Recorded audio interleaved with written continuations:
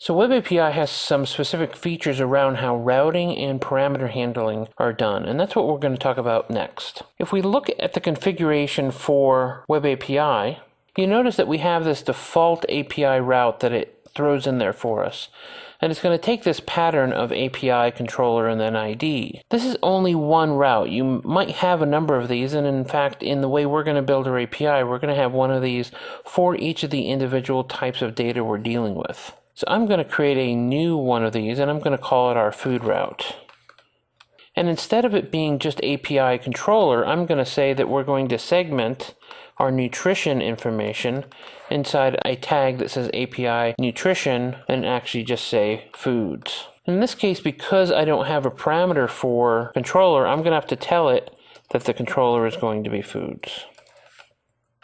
And that the ID is still going to be an optional parameter. It's going to allow us to say, for this specific route, we want to define what that template for the route is going to be. That means that we can now change our URI to nutrition/foods, and it's going to then call our controller itself. So this routing is determining how we're going to get to each individual item here. This default API is useful if you're creating a very simple API. It's very useful for the demo case. But in fact, I like to get rid of it entirely and map my APIs separately. And we'll see as we build in the next module some more mature routes why we're going to want to have each of these defined separately. This also means if we end up exposing an API, maybe we're in the middle of testing, adding a new controller to our code, that we're not going to accidentally expose it out to our API by default, because we aren't going to have one of these default routes that are just going to map specific controllers to to some fallback mechanism. Some people can find that useful. I don't. I'd rather be a little bit more stringent in the way I'm defining these routes. One of the things we can do here is, in addition to the routes, we can also have constraints. And what constraints are going to do is, again, allow us to create an anonymous object here to say that for the different parameters, and in this case we only have one, we're going to want to be able to constrain what this parameter looks like. Now, by default, the object is already going to be constrained ID to a integer because our API includes an integer. For an integer, this isn't all that necessary. We could create a constraint here that said /d+. And what this really tells it is, this is the regular expression we're going to use to constrain what is actually mapped into the ID. But of course, this is the same as integer. As long as the number isn't outside the range of an integer, the API is already going to constrain it by throwing an error if that ID isn't valid. We saw that earlier in this module. What's more interesting is if the ID had been a string, let's say we're storing the numbers as strings, then this constraint becomes important. We will actually see this in the next module when we're going to map an ID type to an actual date. So we can constrain it to look like a date. But for our particular case, we're going to let the data types actually do the constraining for us. The other piece here is parameter mapping.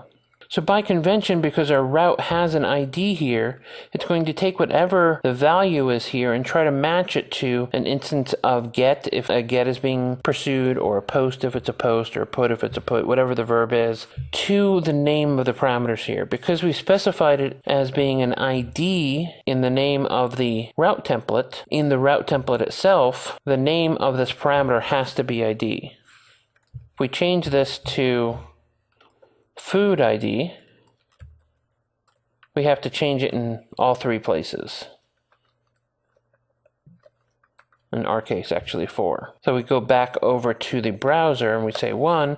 It's still going to work because in all cases it's trying to map it to the name, in this case that is food ID.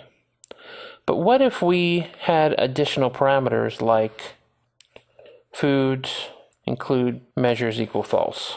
Now, because it's part of the query string, it's pretty much going to ignore it. We could certainly parse the query string from the request and do some interesting things about it, but Web API actually has mapping built in for that. So if in the get I include let's say a boolean for include measures, this will expect that there's a measures parameter always included, but I'm going to go ahead and assign it to true to be the default behavior.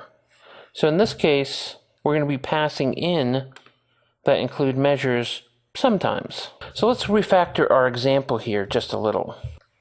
Let's call this our query. And let's actually define it up here as iQueryable food. And if include measures is true, then we'll include the measures in the query.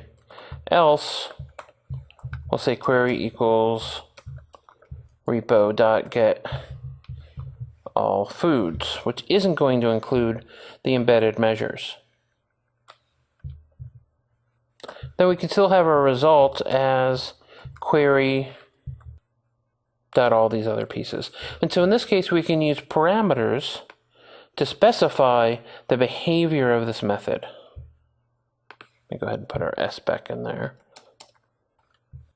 Because this is assigned true by default, that means in our case, just getting foods without the parameter is still going to work, because it's going to assume the value is yes, I want the measures included. But in cases where the user may just want a drop-down list, we can say include measures equals false. We're going to see the measures will be stripped out. It's going to allow us to simply map other types of parameters directly into the parameters of our calls. Here it's going to assume that if we include measures, it has to be something that is convertible to a Boolean. I guess sort of a self-constraint in that way. This will become more important later when we use some of the other verbs, because it's going to be able to take shapes that are being passed to us. Let's say if we're doing a post for a new food, as long as the shape of that food looks like a food model, it will go ahead and map it directly into those types as well. It has this inference of the shape of data that's coming in to the data types that are in .NET. True and false for booleans, numbers for numbers, and even structures into structures. So if we pass in something that looks like a food with measures in it, it's going to take that entire object graph and we'll be able to infer how to actually get it back into the actual objects. Let's wrap up this module.